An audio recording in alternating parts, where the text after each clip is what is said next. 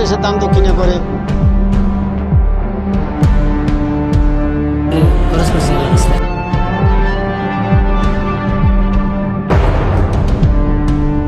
একজন আমার নাম ব্যবহার করে একটা ফেক অ্যাকাউন্ট খোলে।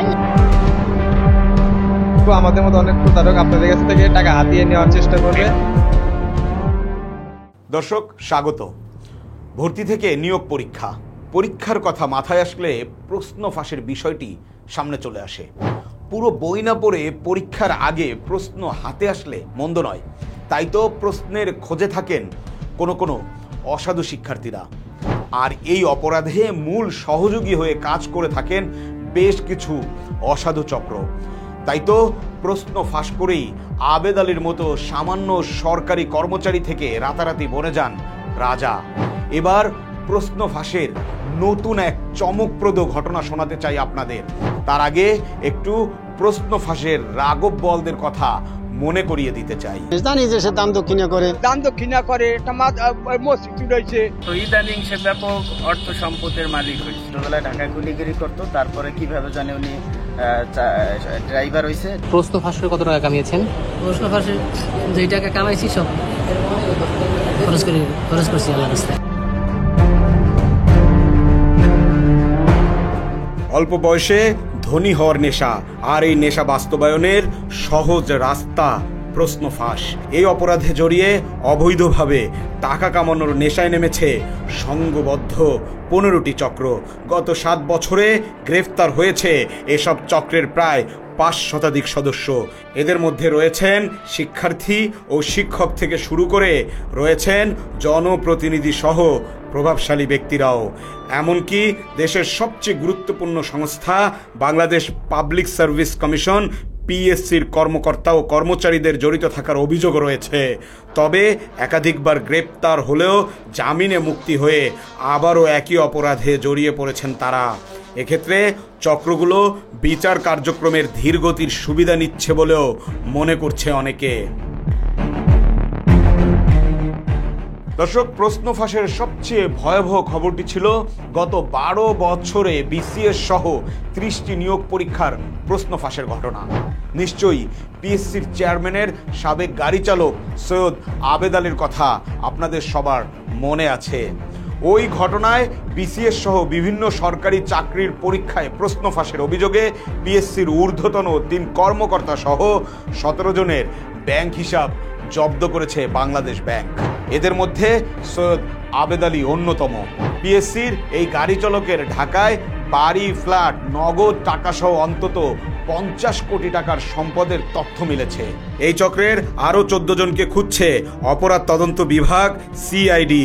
এদের মধ্যে বেশ কয়েকজন মাস্টার মাইন্ডও রয়েছে। কোনো নিয়োগ পরীক্ষা এলেই প্রশ্ন ফাঁস করে অর্থ লোপাটে মেতে উঠত সংঘবদ্ধ চক্রটি। এভাবে গত 12 বছরে চক্রের বেশিরভাগ সদস্য কোটি কোটি টাকা হাতিয়ে নিয়েছেন। সবাই হয়েছেন কোটিপতি। তবে সান্ত্বনার বিষয় হলো এরা সত্যি প্রশ্ন দিতেন এবং তাদের ফাঁস করা প্রশ্নে হয়েছেন বিসিএস ক্যাডার সহ কাজ করছেন দেশের সর্বোচ্চ মেধার জায়গায়। সিআইডি সূত্র বলছে পিএসসির কঠোর নজরদারিতে থেকেও প্রশ্ন ফাঁসের দুঃসাহস দেখিয়েছে চক্রর সদস্যরা। দর্শক, এবার আসতে চাই হতাশাজনক আরও এক ঘটনায়। আগেই বলেছিলাম চমকপ্রদ ঘটনা শোনাতে চাই। এতক্ষণ বলছিলাম যাদের কথা তারা সবাই প্রশ্ন ফাঁস করে টাকা কামিয়েছে। তবে সোশ্যাল মিডিয়া ব্যবহার করে এ কাজে সক্রিয় হয়েছে আরও কিছু চক্র। এক্ষেত্রে ব্যবহার করা হচ্ছে সামাজিকভাবে পরিচিত কিছু মানুষের মুখ। এমন কিছু মানুষের ছবি প্রোফাইল ব্যবহার করে শিক্ষার্থীদের আস্থা অর্জন করে তারা। এভাবে প্রাইমারি, মাধ্যমিক বা ভর্তি পরীক্ষার প্রশ্ন দেওয়ার প্রলোভন দেখিয়ে এই অনলাইন চক্র পরীক্ষার্থীদের কাছ থেকে টাকা নিলেও প্রশ্নের মুখ দেখতে পায় না পরীক্ষার্থীরা বা যারা প্রশ্ন খোঁজে। এ যেন চোরের উপর বাটপারি। টেলিগ্রাম, হোয়াটসঅ্যাপ বা অন্য সামাজিক যোগাযোগ মাধ্যম ব্যবহার করে অগ্রিম টাকা নিয়েই করা হয় ব্লক।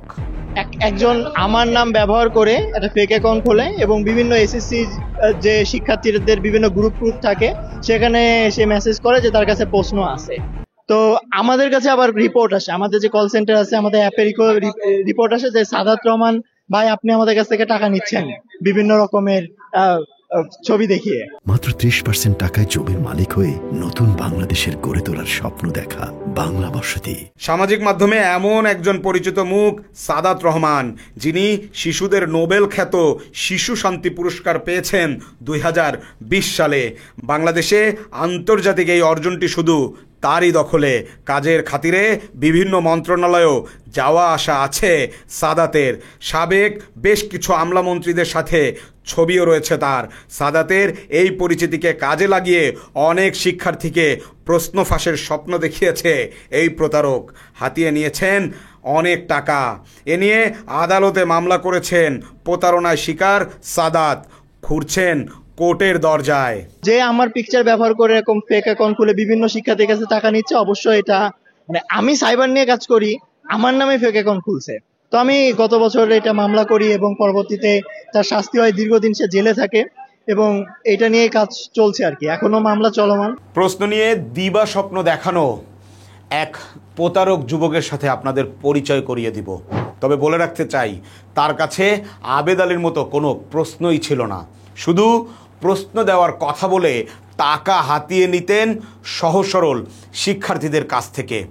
এ কাজে বিশ্বাস বাড়াতে শুধু সাদাত রহমানের প্রোফাইল ব্যবহার করেছে এই প্রতারক।